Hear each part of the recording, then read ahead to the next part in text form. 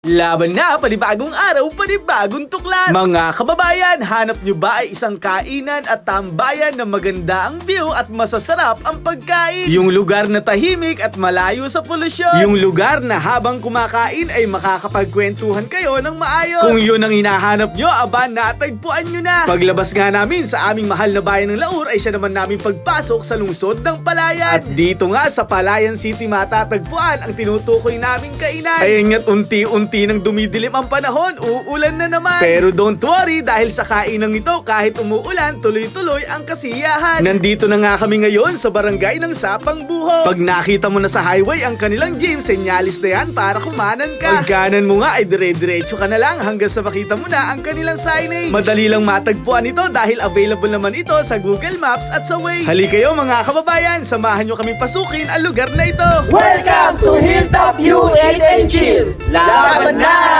Yun!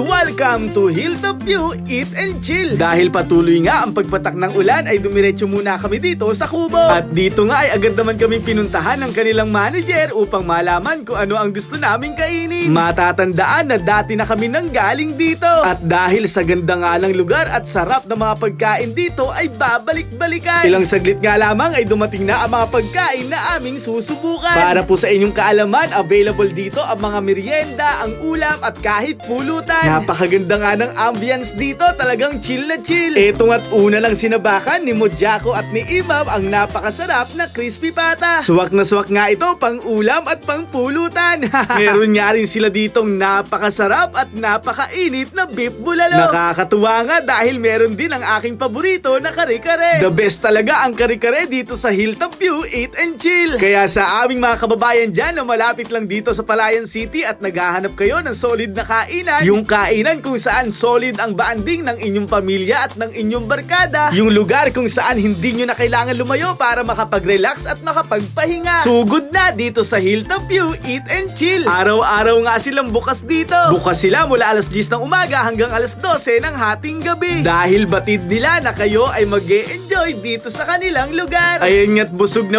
naman ang mga sisiw. Marami kayong pwedeng pagpilian na pagkain dito at ang mga presyo talaga nga naman pangmasa. Pagtila nga ng ulan ay nakalabas na ang mga sisiw. Iikutin na namin ang kabuuan ng Hilltop View Eat and Chill. Nakikita nyo ba yung taas na yon? Napakagandang pumwesto doon. Pero syempre dito muna tayo sa baba. Sa gawingang ito ay may mga pwesto na may upuan at lamesa. Ito nga ay idinisenyo ata sa magjojowa lang. Kaya sarap ng mag-date dito lalo na pag malamig ang panahon. At eto na nga, aakyat na tayo sa taas. Pag nga pumwesto kayo dito sa taas, siguraduhin yung naka-jacket kayo.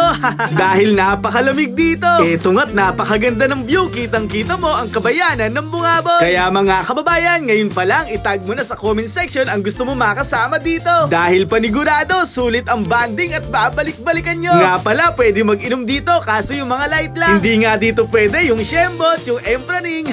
Ayan nga't napakaganda ng inuman ng mga sisiw. Tanduay ice lang tayo ngayon. Ayan nga't mukhang tamado na si Kaloy.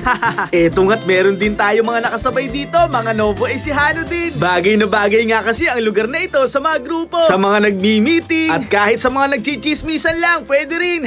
Panibagong tuklas na naman ang napanood nyo ngayon. Katulad nga na palagi nating sinasabi, suportahan at tangkilikin natin ang sariling atin. Ito pong muli si SK Philip, isang proud probinsyano at isang proud Novo Ecijano mula sa bayan ng Laur. Sa bumubuo ng Hilltop View Eat and Chill, hangad namin ang sana'y marami pang customer ang makatuklas ng inyong napakagandang lugar. Sa ngalan ni Mojako, ni Kenpoy, Imaw, Kaloy at Dugo, kami po ay taus-pusong nagpapasalamat. Huwag niyo pong kalilimutan na i-follow po ang aming page para sa mga panibagong tuklas. Maraming salamat sa pagsama. Hanggang sa muli, paalam, ingat and God bless. Laban na!